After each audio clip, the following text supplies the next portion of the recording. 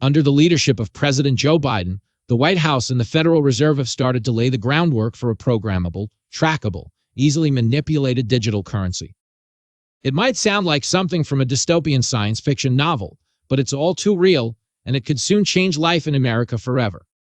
In March 2022, the Biden administration released a sweeping executive order that directed numerous federal agencies to crack down on digital assets, including on popular cryptocurrencies, as well as to study the potential development of a central bank digital currency CBDC.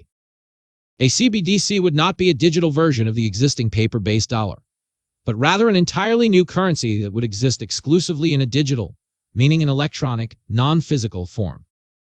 In September 2022, the White House announced the completion of the CBDC reports. Although the administration did not officially propose a CBDC following the release of the reports, it did announce that it had developed policy objectives for a U.S. CBDC system.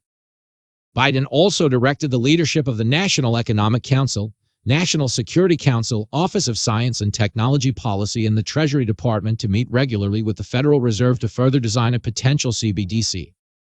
Since the flurry of action in September, the administration has worked tirelessly and quietly to advance the creation of a CBDC through various working groups, speeches, and coordinated efforts with non-government groups.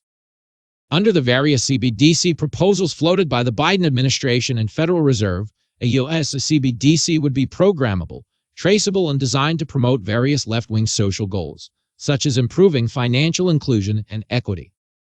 It would also be designed to help with transitioning to a net-zero emissions economy and improving environmental justice. Unlike with decentralized cryptocurrencies, such as Bitcoin, every transaction made using a CBDC could be easily traced to individual users by financial institutions, government agents, and/or the Federal Reserve, depending on the details of the final design. Additionally, because a CBDC would be digital and programmable, rules could be imposed that limit spending on approved activities. So if the federal government or Federal Reserve were to determine that Americans are buying too much gasoline, for example, it could stop people from using keks at gas stations with a few clicks on a computer.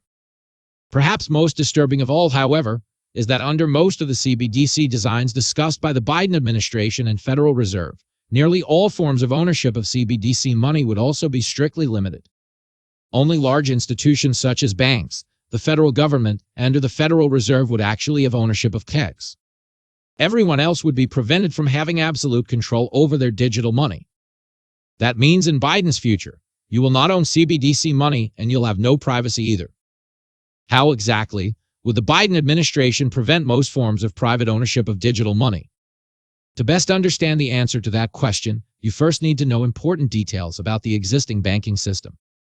Currently, when you go to the bank and deposit money into a checking or savings account, you immediately cease to own the money. The cash becomes the property of the bank. In most situations, the bank is required to return the money you provided to it at your request, but the cash ultimately belongs to the bank until you remove the money from your deposit account. Under the current system, there is a way to regain control of your money by withdrawing cash from a deposit account, and privacy laws prevent banks in many situations from giving away details about your financial accounts to third parties, including the government. But because keks would only exist in digital form in a deposit account, and because they would be programmed to feed data to government, there would be no way for you to physically take keks out of a depository account, store them privately, own them directly, or use them without being surveilled by a large institution. The Biden administration has directly acknowledged that a future where you don't own keks is exactly what it and the Federal Reserve are now considering. For example, in a 2022 report about keks, the Treasury Department stated there are two general architectures for CBDC intermediation: one, a single tier, i.e. direct CBDC with the central bank, and two, a two-tier CBDC where intermediaries, potentially banks or non-bank financial intermediaries, would onboard and manage payments while the central bank records account balances. In other words, there's no scenario in which you would be able to store your digital money in a local hard drive or private storage account. All of your money would be kept by a bank or the Federal Reserve directly, which means they would own all of your CBDC money. Regardless of where your keks are held, it's likely the federal government would have access to data about your purchases and other information. A design choice CBDC supporters say is necessary so that officials can limit criminal activity. The only significant privacy questions that remain in the minds of those who support keks are about the extent of the data collection. For example, Biden's Undersecretary for Domestic Finance, Nellie Liang, explained in a March 2022 speech about KEX that one way of reconciling privacy with illicit finance concerns in a retail CBDC might be to have a tiered structure in which less data are collected for small dollar transactions or small volume accounts. Note that Liang says less data might be collected for small dollar accounts. She doesn't say no data will be collected. If a programmable CBDC is rolled out in the near future, you won't own money and you'll have very little privacy, if any at all. That's great news for those who advocate for bigger government and want more power for large financial institutions, but it could prove to be a catastrophic loss of freedom for the rest of us.